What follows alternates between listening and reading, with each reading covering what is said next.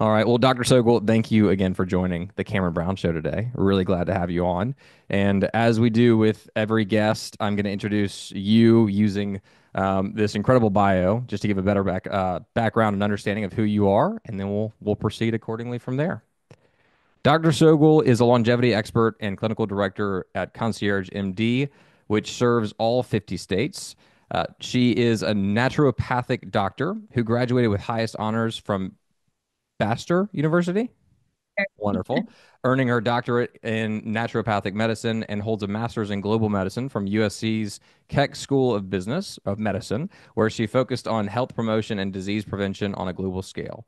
With advanced expertise in toxicology, environmental medicine, and toxin-related chronic illnesses, Dr. Sokol specializes in identifying and addressing the impact of environmental toxins, mold exposure, which I feel like I deal a lot with in the South, which we will discuss, heavy metals, and air pollution on human health. Her cutting edge detoxification protocols integrate functional testing, targeted supplementation, IV therapy, and regenerative medicine to optimize longevity and disease prevention.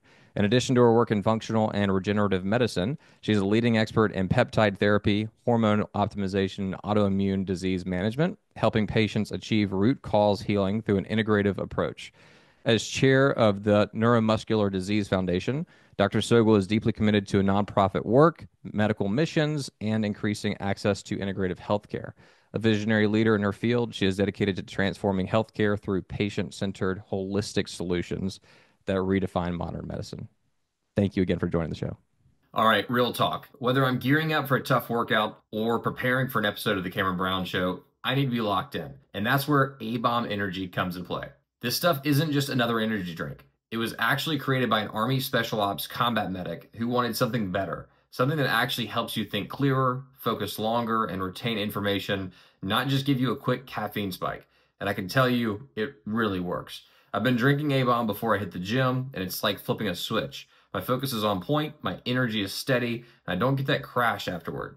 Same when I'm recording this podcast. I need to be sharp, engaged, and A-Bomb helps me stay in the zone. Plus, it actually tastes great. So if you're looking for something that gives you a real mental and physical edge, go check them out at abombenergy.com. And when you order, just type Cameron in the notes so they know that I sent you. Trust me, you're going to feel the difference. Thank you for having me. I'm excited. Anything we missed there in the bio that we need to hit on? That was a lot. I was not expecting you to say everything there, but, but we got through it, and frankly, I just think it gives people a better understanding of your approach to medicine, which is a hot topic nowadays too, especially the holistic side of things, which I briefly mentioned before. The individual that's kind of the hot topic nowadays too, which is Brian Johnson. It seems like people are really just focused on longevity and doing what they need to do in order to attack illnesses. And a lot of people are trying to do it naturally as well, or maybe take a different approach to things than what has been done before. So I'd love to kind of start on the toxins and detoxification side of things, because I've personally tried to detox, and I don't know that I did it correctly. And I think it can lead to certain issues if done improperly, which is why you really should go through a trained expert like yourself. So just to start on the toxins and detoxification side of things, how do you approach really helping people to, address toxins, mold, especially with the LA fires, everything else going on? Where do you start with that particular topic? Okay, great question. So yeah, how I look at it is always, like you said, like it's always from a holistic and integrative perspective. Like two people might come to me with the same exact symptoms. They both might have mold toxicity, for instance. How I treat them though is likely going to be a little bit different for each person because Okay. everyone's toxic load is different. And I always say this, it's not just about, a little bit of toxin here, a little bit of toxin there. It's really what is your body's overall toxic burden and toxic load. So I always like to start out with testing. I like to know what I'm dealing with rather than just, taking a shot in the dark. So we start with testing. Okay. I like to do a urine test that is going to look at a number of heavy metals, a number of mycotoxins, which are the mold toxins, and then environmental toxins. So it looks at things like BPA, which comes from plastics, other plasticizers as well, and then things like pesticides, phthalates, all these things that we're exposed to daily. So we're exposed to toxins every day through the air we breathe, the water we're drinking, even the products we're using. And over time, these exposures start to disrupt our hormones, they drain our energy, and they also accelerate the aging process. So Got I it. always like to start with testing, and then yeah, and then I take each person through a staged process. I never like, I'm really not a fan of these one-off detoxes where you just take this one, this one cleanse or do this one product. Really not a fan of that. I get calls all the time from people saying that they tried something like that and then they feel terrible. Yep. And I can explain why. So mine was actually, I'll just admit it. I took like wormwood and oregano oil and the other whatever the other things were too. I had a scare. I was like, man, I definitely have parasites in my body. According to everything online, there's something going on here. So I started to just go through the list of herbal medicines that I should take. And as I started to do it, I started to like break out. I was not sleeping. I was like, I think I'm just overloading my body with stuff that should not it's like attacking my body is almost what it felt like. So I'm assuming you get those stories all the time where you're like, yeah, I tried this and this. So probably having them come in and do a urine test first, blood test, whatever else they need to do is probably the best approach instead of just trying it on your own. Absolutely. Yeah, especially when it comes to like those herbs that you just talked about, like those are very potent antimicrobial herbs. Like those are herbal antibiotics or herbal antiparasitics. They're Right. very Yeah. like I would never recommend someone just go into that, and people make a lot of mistakes doing that. Yeah. Uh, so definitely don't recommend doing that. If you wanted to test your gut health, we do tests for that with a stool test. Looks at your entire gut microbiome, looks at, which of your flora, like the good flora do you have? Is any of it overgrowing? Do you not have enough of it? Are there pathogens in there that are, causing issues like that? And a reason why also like a very common symptom of if you're detoxing too fast, your skin's gonna break out. Yeah. It's very, I see it all the time. And so I try to, I take a very different approach to detox because I don't want people feeling terrible Right. because it's depleting. Detox is depleting. So I like to nourish people at the same time while we're doing the detox so that they can go about their daily life and they're not feeling terrible and have to like take time off work or sleep all day. The smart approach. Actually, talk to a trained professional. Probably not a bad idea. I just all Exactly. the things you see online, you're like, well, I can do that. I can order that. I don't need a doctor to tell me how to do that. And I've just realized very rapidly we're all very unique and all very different in our own ways. And so it's probably good to go address, and figure out who you are and what's going on within you before you just start taking things at the end of the day. Exactly. Also, your genetic makeup matters when it comes to detox. A lot of people, their genes are very different, and some people can detox and feel pretty okay, Right. while others, we have, they have genetic SNPs like HLA, MTHFR, methylation issues, COMT, and those people are really need a very different approach to detox. They need a very slow and low approach, especially if there's a lot of toxins in their body. Like if they've been exposed to a lot of heavy metals over time, a lot of mercury, a lot of mold over time, that's a whole other ball game. How do you feel about the foot detox, the machines that supposedly pull the heavy metals out of your body through your feet? Because Okay, I've tried it a couple times. My mom got a machine. I was back home for Christmas. I was like, I've got to try it out. So tested it. It turned very dark, and I was like, it's got to be doing something. So I'm just curious to know if you think there's any validity in it. I agree. So there isn't a lot of research on it. That's the thing. Yeah. But I have tried it twice actually in the last few months. And I felt better from it too. So it's very tough though. I haven't found enough research on it. There's like So zero. It's like it's not. There's like zero research, and so I felt so much better after doing it. But I'm like, is this a placebo of sorts? Just because I have hot water on my feet and I feel relaxed. I don't think so. There are certain things in medicine where we just don't have enough research, but we do go based on clinical evidence, right? Right. What are we seeing in clinic? And I actually consider getting one for myself. I'm still thinking about it because it's not easy for everyone to like go sit in a sauna every day and pull out toxins. By nature, yes, if you do have your feet in hot water, you are going to help pull some things out because you're pulling blood flow there, right? Anything hot, you're going to pull all the blood flow there, so it is helpful. There's something though about it. It's an ionic foot bath. Yeah. So again, we don't have research on it, but thinking clinically and seeing what it's done, I support it. There was I wouldn't, only thing you should do though. Yeah, it was a family friend that it was going through. I'm not sure exactly what her disease. I believe it's Parkinson's, and they suggested that she use the ionic foot bath. And so once again, my mom then was like, "Well, I'm going to get one too, just to see how it improves my personal health." Whereas I sit in a sauna, I try to sit in a sauna every single day, just because I've heard of the benefits. So I just to dive into that, you mentioned it. So from a sauna perspective, what are the benefits that you've seen from your clients utilizing a sauna or from yourself using a sauna? For sure. So I try to make sauna part of that phase one detox for everyone. That being said, some people can't handle it. But for most people, sauna is pretty safe, especially in infrared sauna. One of the best things it's going to do, it's going to help open up your detox pathways. A lot of the reasons that people don't feel well while they're detoxing is that their body's not prepared for the detox. So you need to make sure that your detox organs, your liver, your kidney, your lymphatic pathways, are open and ready to drain toxins. We call it your drainage phase or drainage pathways. Okay. And that's what sauna helps you do. You can do this through any form of sweating, through exercise, being outside more. Sauna is just, it's a lot more effective. It's quicker. Also infrared and red light, it's going to help because it goes deeper in the mitochondria and it's helping also repair your cells. So it has a lot of different benefits in that sense, but it's almost always part of my phase one detox protocol. So Got it. highly recommend you keep doing it. What about steam rooms? Same. So I haven't. The research seems to be pointing more towards saunas, but steam rooms do the same. I'm okay So with steam room as well if yeah, that's what you have access to. Again, if you're sweating, you're sweating. That's great. love it.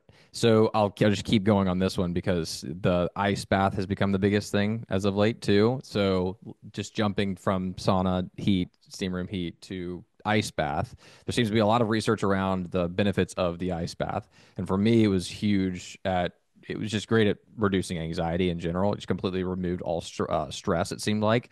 So, what other benefits have you maybe seen from, or do you include the ice bath in a part of your phases as well? I do. I like Okay. contrast. Okay. So old school, very old school naturopathic medicine, like they didn't have all these cures, right? They would use water as a cure. It was called hydrotherapy, water cure. And they would go back and forth from hot water to cold water to hot water to cold water. And like, those like bathhouses in Europe, right? Yep. Very ancient medicine. So I prefer that, especially when someone is overloaded with toxins, rather than a cold plunge on its own has great benefits, right? Especially for your nervous system, for your mitochondria. Again, not everyone can handle that though. Because think about it, when you're going and sitting in cold for that long, you're asking a lot of the body, Right. right? You're asking the body to do a lot to then warm the body up, which also gives you a lot of the benefits. Right. Burning a lot of fat, you're burning a lot of calories in order to warm up the body. I like contrast therapy a lot. It's a lot more medicinal because when you're in hot, you're opening up all your blood vessels, you're dilating and you're creating blood flow everywhere. And then when you go in the cold, you're constricting. And when you keep opening, closing, well, you're working your vascular pump, your heart, you're working your circulation. So people see a lot of improved circulation through that. Their metabolism moves faster because, again, you're moving things. Your immune system improves, your nervous system improves. So I'm really a big fan of contrast therapy because it's truly medicinal. If you love cold plunge though, go for it. Like if that's what you do, just always do the hot before the cold. End on cold always. And dawn cold always. Okay, that's a good bit of advice. Once again, I've always just kind of jumped in and like hope for the best, but I feel like there's got to be a lot better strategy to it instead of just jumping in and being able to sit for as long as you possibly can. Yeah, there's a lot of nuance to it, especially for women. It's, men can, the way your biology is and hormones, you guys are built more, you guys can last in there longer and it's better for you. Versus women, it's not as good for us, and not all women to sit in there for like 6 to 12 minutes at a time. I don't do it for that long. I'll do it for like 2 minutes. Yep. But I'll go back and forth and do it often. That works for me much better. Versus someone who's like very depleted, like this is really not good for them to go sit in a cold plunge for 6 minutes. So when you say very depleted, is in regards to getting their nutrient levels back to where they need to be, or just getting their body prepared to be able to sit in the cold plunge, what do they need to do in order to be able to sit in the cold plunge for a longer period of time? That's a really good question. I love that. I would say, again, like start with testing. That's the most important. Let's figure out what's going on. Is it just you're missing some micronutrients? Like, are you low in iron? Are you low in B vitamins? Or is your thyroid off, right? Someone whose thyroid is messed up, your thyroid controls your metabolism and your body temperature. They might not be a hypothyroid person is not going to be able to handle a cold plunge, right? Right. Because they're so sensitive to cold. So again, I would say really like it's individualized, work with someone, but at very basics, get your nutrient levels in order, get your electrolytes and minerals in order, work on your mitochondria. Our mitochondria give us our energy. So doing anything that's, regenerative in that sense and helps your cells recover. A lot of aging I see comes from damage to our cells. Toxins damage our cells, all these pesticides in food, stress, it's all damage to our cells. So a lot of what we talk about in longevity is how are we going to repair that damage to our cells or prevent it? Got it. We kind of already briefly hit on hormone balances in general. You're also drink what is the green drink? I have to ask. Yeah. So I talk about this all the time. Okay. Like one of the keys to longevity is just drinking green tea all day. Love it. What do you have a favorite brand or do you have a Um, sponsorship or anything you want to drop here? I actually don't, not for matcha. I probably should. Yeah. I like, I think I use, is it Encha or Sencha? It's a organic ceremonial grade Okay. matcha. Love it. For me, the quality matters. If you're using something that's organic and it's, ideally they're testing for things like heavy metals and all that. But yeah, like studies show if you're, people that drink more green tea, they tend to live longer. They tend to have a better, response to detox in general and Right. everything because it's so full of antioxidants. It's full of these polyphenols. Same with, black tea and coffee do, have it as well. Green tea has higher levels. And so again, you're helping prevent and also attack that damage to your cells. It helps fight the oxidative stress on your cells. And also it's nice to have some caffeine, gives you some energy. Gives a little bit of a boost at the end of the day, which is where for me, I think the boost is huge. Where I start the day with a cup of coffee, and I think the most frustrating thing is whenever you're like, hey, I drink a cup of coffee in the morning, I might drink a cup of coffee midday, but then you see things online about mold in coffee, and so that I think that's an interesting one for me. I haven't really done enough research on that end. Or that side of things, but I'd be curious to know what your thoughts are on mold in coffee in particular, and maybe how to avoid it or remove it maybe before drinking your coffee. I'm So, so glad you brought this up because I beg people to switch out their coffee to the best way to avoid it is look for brands that are certified organic and they test. Again, a lot of brands will claim things, but they're not actually testing, right? So t check and see if they're testing for mold, heavy metals, pesticides. Coffee is one of those things where these things love to stick to. yeah. They love to spray it with pesticides. Life Boost is one of the brands that I recommend to my patients. Um, Life Boost coffee. yeah, they're certified organic, tested Okay. for mold. I think there's another one called Faviola, if Okay. I remember correctly. But also the way you're drinking your coffee matters too. So are you drinking it out of a Keurig or an espresso pod where you're heating up aluminum and plastic and then ingesting it? That's really toxic. I see, BPA levels going like literally off the charts because people are doing that every day. So it's very simple as just, yes, it's a couple extra minutes and it's a bit of an extra step, but when it comes to changing things in your life and detox, I always tell people to think about what are you doing every single day? If you're drinking coffee every single day, then start there. You're drinking water every day, make sure you're filtering your water. Make sure the air you breathe. Start like with just the basics. You don't have to do this whole overhaul overnight. Not to totally shit on Starbucks, but I'm just curious to know your thoughts on Starbucks and maybe like the coffee, because considering they're the biggest coffee company in the world, do you think that they're actually addressing that issue with their Not that coffee? I know of. Okay. I can't say I've looked into it enough, but I don't drink Starbucks. I wouldn't go near it. Got it. We also in our this is a shift altogether, but in and I'm just thinking as I'm looking around my room right now, mold grows in well, I live on at the end of a marsh in the low country of South Carolina. It's very damp. It's very humid here. And so mold grows very easily in these kinds of environments. So if somebody comes in and they're super high in mold or toxins, et cetera, do you oftentimes say, have you do you oftentimes discuss their home situation as well and how difficult is that conversation? Because some people can't really change where they live. depending Yeah. upon their situation. But how do you address that with them as well? Absolutely. Yeah, it can be tough because it's not always coming from people's homes. Most often it is, but it can be coming also, from somewhere they spend a lot of time, like their office. I've Right. seen it. We've found it in people's offices too. It's tough because it's not an easy change for everyone. Obviously, the best thing you can do is get out of the environment because until someone gets out of the environment, we call it an obstacle to cure. Like I'm just at that point mitigating the symptoms, but we still have that obstacle.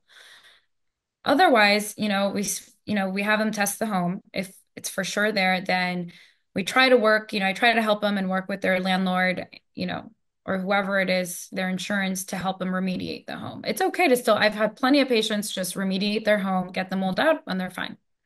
So you don't have to always completely leave your place. It depends how bad the damage is or what your Yeah. situation. But it can be tough, and some people don't want to accept even that like we'll test them and they're like, no, I don't have mold in my home. Like, let's please check. We got Yeah. to figure out where it's from. Yeah. Thankfully, there are a lot of services out there that'll actually address and remediate. So, which is That wonderful, just across the board. So on the so peptide therapy, I'd love to dive into this one altogether. I'm just not familiar with peptide therapy at all. So that topic, can we just start there and give us a better understanding of what peptide therapy is and how and who it helps to improve the health of? Yeah, one of my favorite topics. So I would think of peptides as cell to cell kind of signalers, communication, and they help your body do what it's already doing naturally. Okay. So my favorite example is talking about growth hormone. So if you're taking, if someone wants to take HGH, right, exogenous growth hormone, well, it's going to shut off your body's own production of growth hormone. And then it's going to have a number of different side effects because, again, that's not working naturally with your body if you're shutting off your body's own production. Right. But if you take growth hormone analog peptide, so something like CJC, ipamorelin, sermorelin, those are some very popular peptides right now, especially with anyone who's an athlete. I have a lot of young male patients on it because they want to help, build muscle, lose fat. They work naturally with your body to just produce more growth hormone. So it's not affecting your body's own production in a negative way. It's actually supporting it. And it's not something you need to be on forever because, again, it's helping your body just produce more growth hormone. And it has most peptides have a lot of really nice side effects, especially bringing down inflammation. Most peptides will do that. And they'll, the CJC, the growth hormone ones will help sleep because, again, that's regulated by hormones. Got it. So I would think of peptides as a very kind of just nice, safe way for the most part to help your body do what it's doing naturally, but do it better. Okay. So we also have peptides. So think of weight loss medications, Ozempic, Mounjaro. Those are peptides. Semaglutide, tirzepatide. Those are peptides. They're GLP-1 agonists. They have a little more, they can have the potential to have a little bit more side effects than others because they're affecting blood sugar. But again, they're still peptides. So they do have this, we see a lot of nice side effects with weight loss medications, like people's inflammation goes Right. down a lot, Right. right? And I see that with a lot of other peptides too. And we can dive into a couple other specifics. Hot topic nowadays because it seems as though everyone's starting to use Ozempic for not just the weight loss, but there's other things that it can be used for as well. So, how far do you go with Ozempic and maybe prescribing Ozempic or suggesting that people get on Ozempic? And are there certain individuals that should avoid Ozempic altogether? For sure. Yeah, these weight loss medications, like some of the biggest contraindications are people who have a family history of thyroid cancer. Okay. Uh, or medullary carcinoma, so a couple different hormonal cancers. We don't have a lot of evidence on anything else. The biggest place where we kind of avoid is thyroid issues. Some people who have already gut issues, because it's slowing your gastric emptying. So if they have something like SIBO, I'm more careful there. Okay. But yeah, for the most part, we can use them very therapeutically. I think it can really help some people jumpstart. Some people they're dealing with a lot, and this Right. will help them jumpstart. Again, I'm not a fan of being on this forever, and I only give it to people who are willing to do the work as well. Got So it. if they're overweight, right, for a reason, they're not eating well, they're not working out, well, they have to be doing the work during that. They can't use it as a crutch. Some people Hot, still do that, but. For Not my that opinion. I have not taken nor have I considered taking Ozempic, but I love that response because well, once again, you're the doctor, so I'm literally just here to like talk through this with you. But I feel like people will be like, "Oh, just to take Ozempic, or just take this drug, or just do this thing," where people don't seem to understand, in my opinion, my non-doctor opinion, that there's a lot of work that goes into this, in to say the least. There's a holistic approach to this that's a lot better than just taking a drug and expecting it to do all the work. So I guess how do you prepare people mentally to do the work as well while they're also simultaneously taking this drug that's going to support them in losing the weight or getting to where they want to be, but also just mentally preparing to put in the proper work? Yeah, I appreciate you saying that. Well, I tell them, number one, well, for you to act, for them to act, they're going to see better side effects, right? Yeah. If they're eating cleaner and exercising and building muscle, because also it can help, it can, people often lose muscle from these drugs. So what's really important is keeping your muscle on. Yep. And you need to exercise to do that. You need to be eating the right protein and right amounts of protein. So what I tell them is you're going to feel better long term, right? And then you're not going to have to be on this forever Right. because often people will gain weight back if they don't have the right habits in place. And what I have seen is when people get on weight loss medications or peptides, it does help them build those habits a bit because it's giving them a bit of the energy to do that too and the motivation to do that, which I'm okay with. I also like to use it therapeutically for hormonal issues.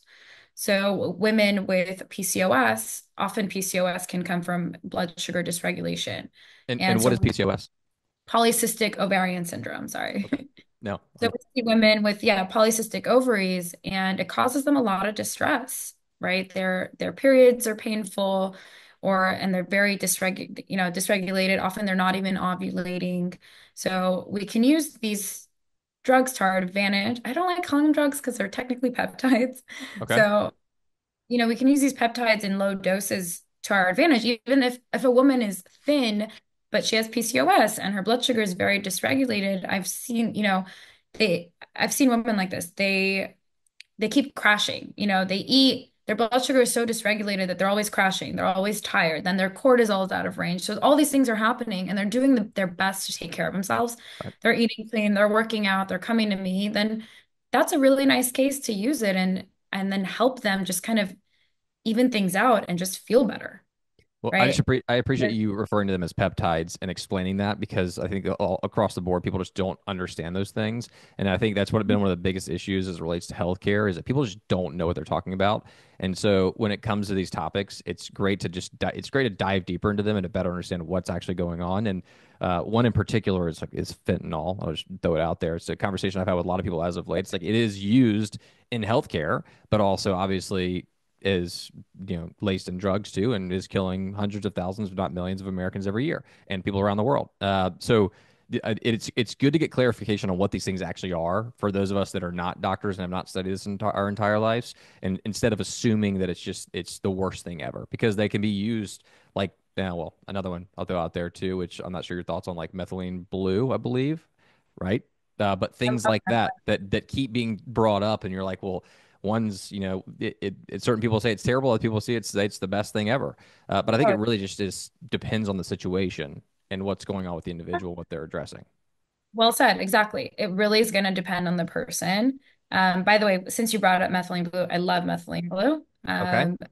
Amazing therapeutic. Again, but yeah, used properly and used for the right person. So methylene blue is dose dependent and weight dependent. So I'm going to use a different dose on someone that's very, let's say like has had mold toxicity for years. And when I say depleted, like they're low vitality, they're low energy, you can tell that they're not absorbing their nutrients. They're tired all the time. They have brain fog, they're just kind of exhausted. Yep. That's what I mean. They might have joint pain. So my dosing for that person is probably going to be different than just for an average, more or less healthy person as well. But it's still going to have amazing effects for both of them. It's just, again, you have to find out what's right for you and what's going on for your body. But methylene blue works similar to NAD, which we can talk about, works on the mitochondria, helps repair the mitochondria. It was originally found as an anti-infective. So it has a lot of nice antimicrobial benefits in the body too. So for chronic viruses, some toxins like mold in the body can be wonderful. And yeah, will help give you some energy. And I see, your all the immune system benefits, has a Yeah. lot of different benefits. So yeah, I would definitely encourage people not to just believe everything they hear online. Like, It's so easy though. It's so fun. so easy. I know. I like today, this morning, I got all these reels and I was like, just like suggested to me. And I'm like, who am I even listening to? I'm like, is this person like a licensed anything, Yep. So there's a lot of people talking out there with zero credibility. Just be careful. Lots of people doing just that, which is why we are here to talk to the experts and actually get to the bottom of it. The NAD plus, I took an NAD supplement for a little while, took it in pill form, and I mean, I I felt good, but I also wasn't sure exactly what it was doing. I'm assuming I should have probably taken it for longer.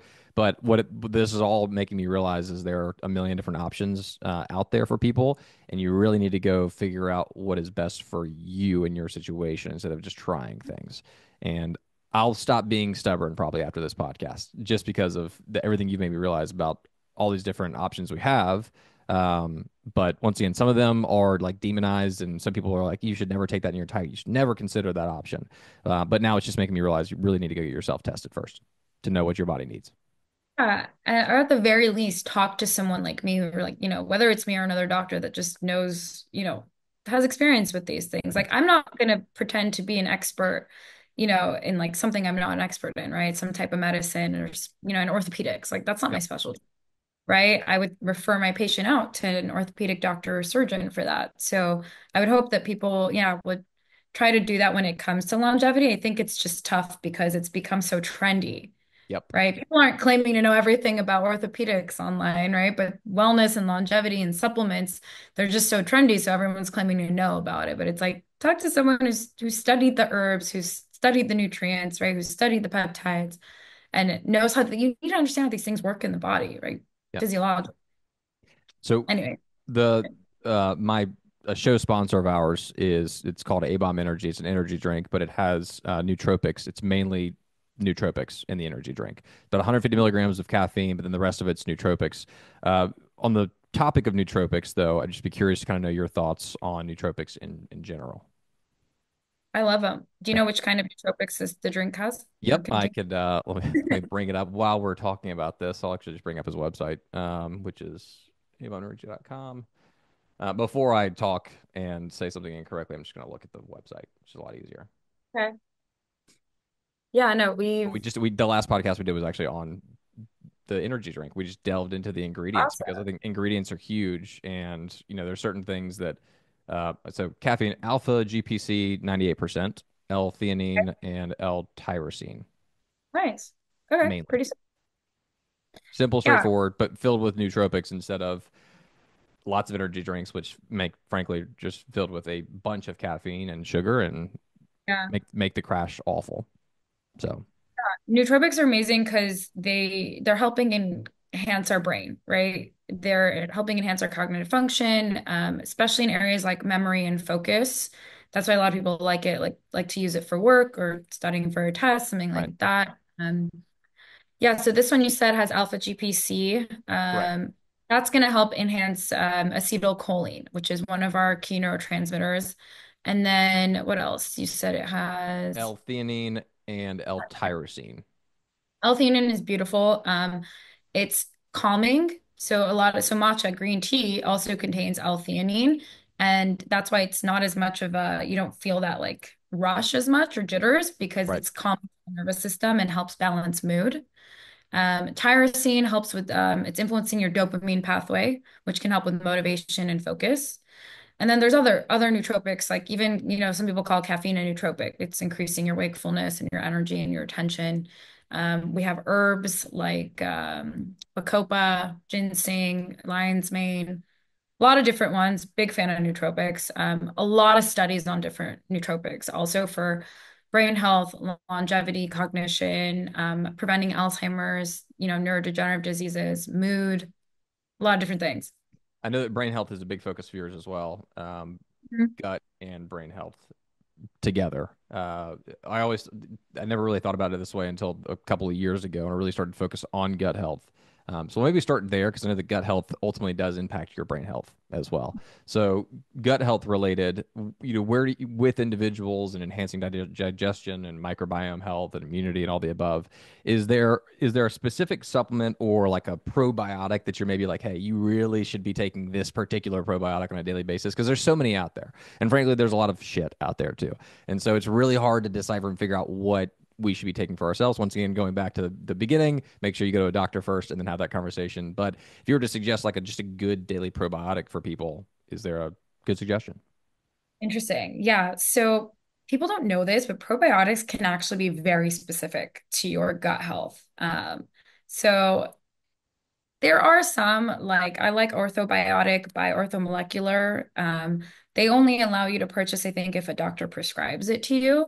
But that's also why I love them because these are pharmaceutical grade supplements. Yeah. For some people, though, they might not feel well with that if they have something like SIBO, like if they have small intestinal bacterial overgrowth. They might do better on a spore-based probiotic, so Megaspore. So you've probably seen on social media a lot of these spore-based ones. I like to use more clinical grade supplements. Um, but yeah, those are two that I really, really like. And I Okay. always recommend alternating your probiotics. Don't take the same probiotic forever. Why is that?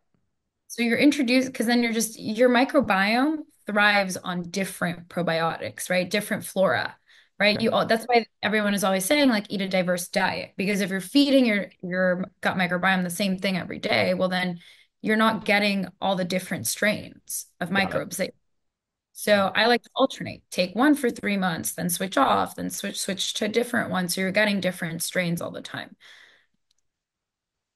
Thoughts on kombucha? Okay.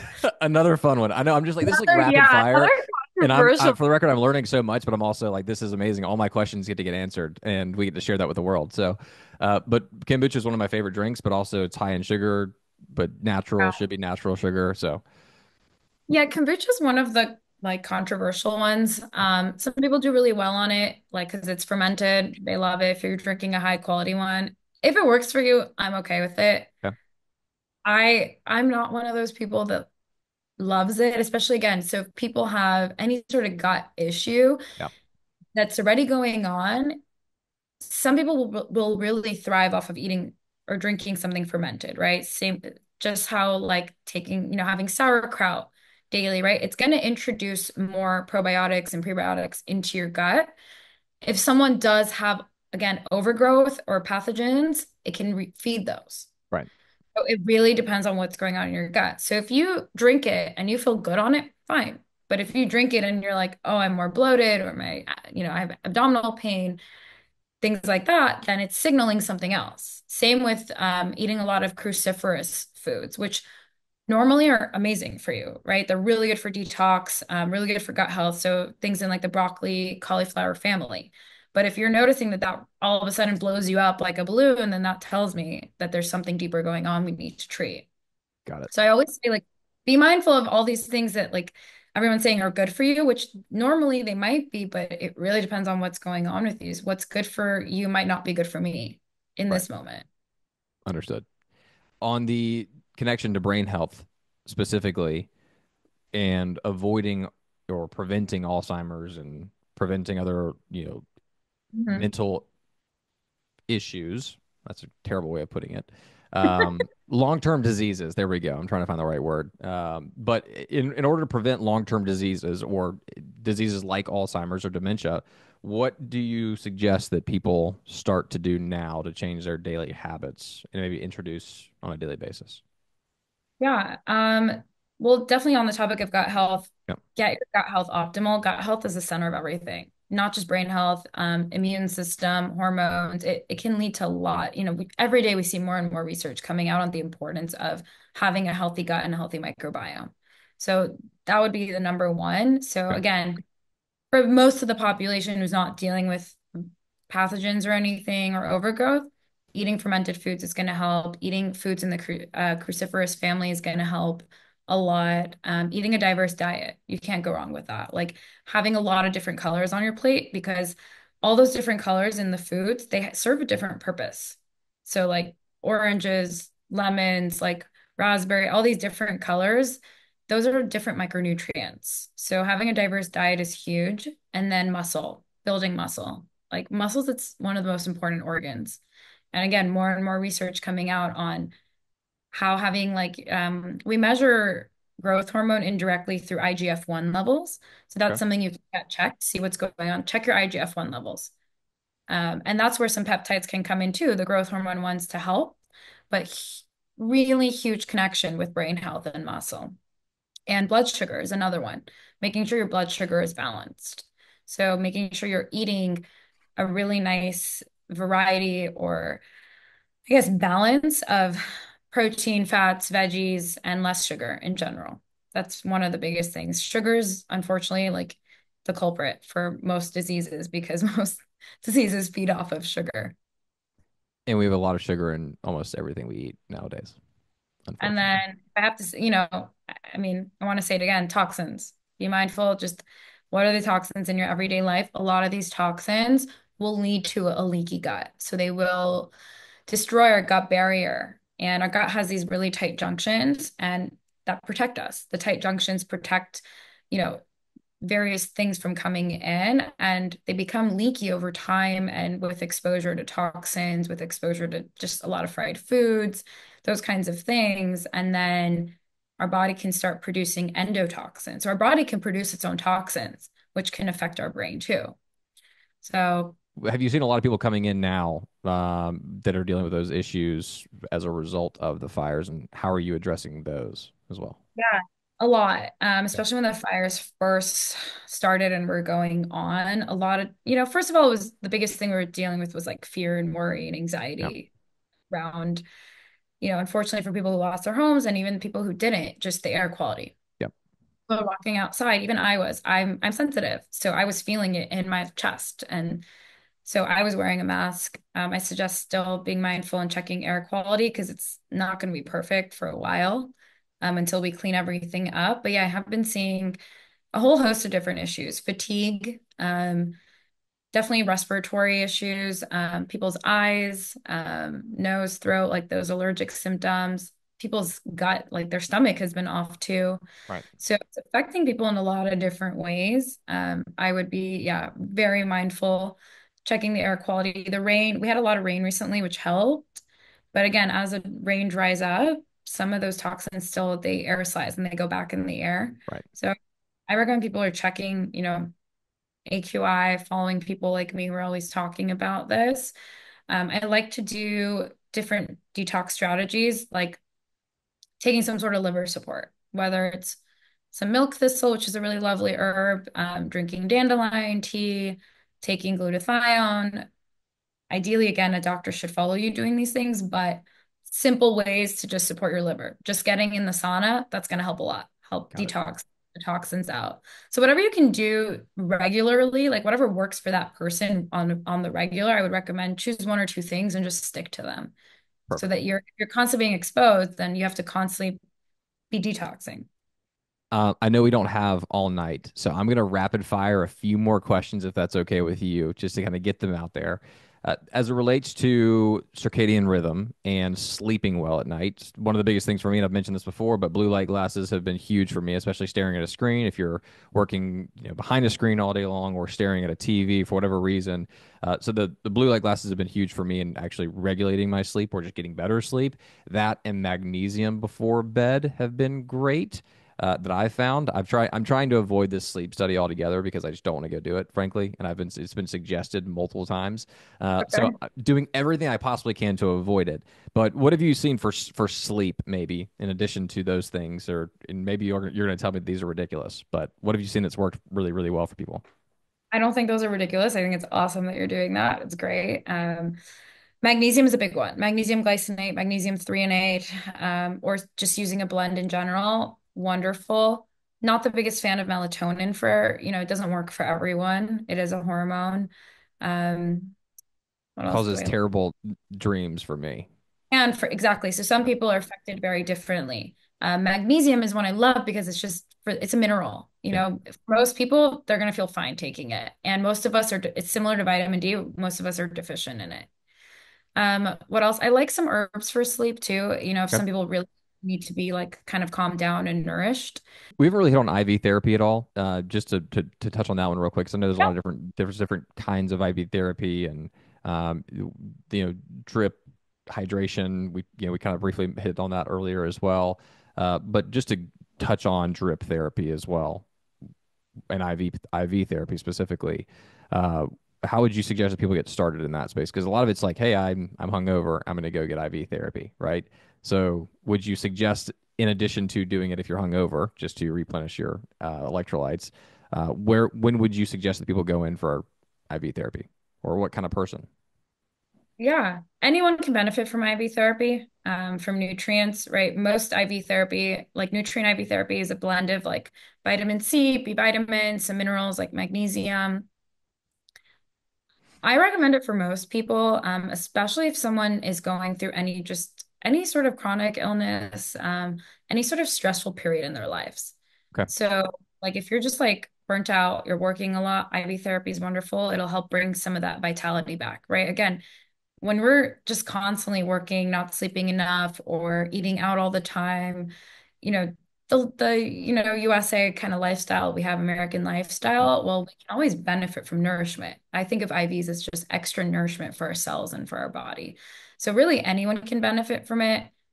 We can create different protocols depending on, what people are going through. Okay. Uh, yeah, I would recommend it for just about anyone, Love it. especially glutathione IVs, or adding glutathione in for detox. Great. And testosterone replacement therapy. This is a big one with a lot of guys nowadays. And also, I feel like I get an ad about it every single day. It's like, oh, Okay. you should be checking your testosterone levels. You should be, taking this. How far is too far with testosterone replacement therapy and or just addressing testosterone issues in general? Because it seems like it's such a hot topic nowadays. Okay, with testosterone, so to preface this, I do see very low levels of testosterone in young males right now, males in their 30s, 20s, 40s, low levels. So my immediate solution is not to go to TRT. Okay. It's why is your testosterone so low? Like what's going on? Why are you so depleted when you shouldn't be at this age? And so that's when I always suggest first ask yourself why and ask your doctor to dig deeper. Um, Often I see toxins as a root cause because toxins are notorious for disrupting our hormones. And then I'll also see in some of these men, their estrogen is high. And as a young male, you don't want your estrogen high, right? Well, that further points me to toxins because a lot of toxins mimic estrogen.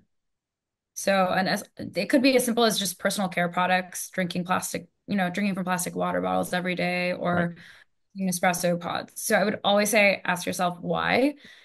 Are you not exercising? Are you not eating right? Start there. Again, testosterone replacement therapy can be incredible, but it can also have a lot of side effects. And then you see people getting stuck on taking TRT, and then they have to take all these other medications or things to help with the side effects. So again, I really think I like to give it after someone's really tried everything. And if there's also peptides that can help indirectly improve your testosterone if you're right, increasing your growth hormone, increasing your muscle mass, well, you're going to help increase your testosterone too. Got it. Well, I know that you are super busy addressing all these issues with your patients and everything else you have going on a daily basis. So I first and foremost, I appreciate you taking the time to address all those questions that I had, but also just to share the information with our viewers and listeners as well. Is there anything you want to maybe conclude with or talk to that we have not discussed yet today? Big things that you're seeing right now that maybe just need to be discussed or brought to the forefront. I think one thing I always like to say is, to people, I want them to learn to advocate for themselves or find a doctor that will help them advocate for themselves. What I see a lot is people being dismissed in medicine.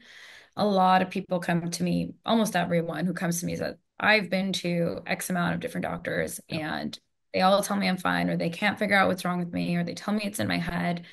And that really hurts, like, as a patient. And it's hard to hear that. So I encourage people to find the right kind of doctor for you that's actually going to listen to you and not dismiss you. And don't take every diagnosis for face value, right? People just take every diagnosis like ADHD, depression, anxiety, whatever it is for face value, and they're not questioning the root cause. Yep. I really encourage you to dig deeper. Like advocate for yourself or find someone to advocate for you because a lot of these diagnoses are not actually real. Like for that person. Some of them absolutely, but a lot of them are just due to a deeper root cause that's not being addressed, such as gut health, toxins, blood sugar imbalances. You fix those, all of a sudden, like a lot of it goes away. Even like, we help a lot of autism, with diet, exercise, and these kinds of things, and kids get a lot better. So that's probably my one of my biggest pieces of advice The thing for that got me to dive deeper into all this and just try to better understand was actually a doctor visit in which I was prescribed multiple medicines during that visit, and I didn't feel like any of my questions had been answered, nor do I think they asked enough questions of me. And I immediately was like, I feel like this is rigged against me. This is not, I don't think this is true, because you don't actually know me well enough. You didn't do the testing like I was expecting to. So, like to that point, it's nice to know that there are doctors out there that truly do care about getting to the root cause instead of just addressing it with something or prescribing you with some kind of drug immediately. Yeah, exactly. And that's exactly why I do what I do. I've been through the system. I was dismissed myself and I thought to myself, I was like, there's got to be more. So yeah, I really encourage people if they're feeling like how you did, which a lot of people do feel that way, then dig deeper. And also, yeah, like if your doctor's not asking you questions about your lifestyle and your diet or saying it doesn't matter, they're not treating you right. They're not treating you actually practicing medicine how it should be. Time to find another doctor. Yeah, I So, didn't want to. yeah, it's time to find another doctor. Let's just say it for what it is. So, how can people find you, connect with you, all the above? Yeah, conciergemdla.com. We are a nationwide concierge medical company focused on longevity and functional medicine. Can also find me on Instagram. I'm at Dr. Sogol Ash, always posting content out there. But yeah, the best way is through our website. I do free 15-minute consults for everyone. If you just wanted to chat, ask some questions, or see if, I'm the right fit for you. And yeah. Perfect. Well, we will drop that in the show notes so people can connect accordingly. But Dr. Sogol, thank you again for your time and for providing all this insight and information that, frankly, I think will provide a lot of people a better understanding of how they should address their issues and go about their next steps, which is huge nowadays. So thank you again for your time. Thank you for having me. Absolutely.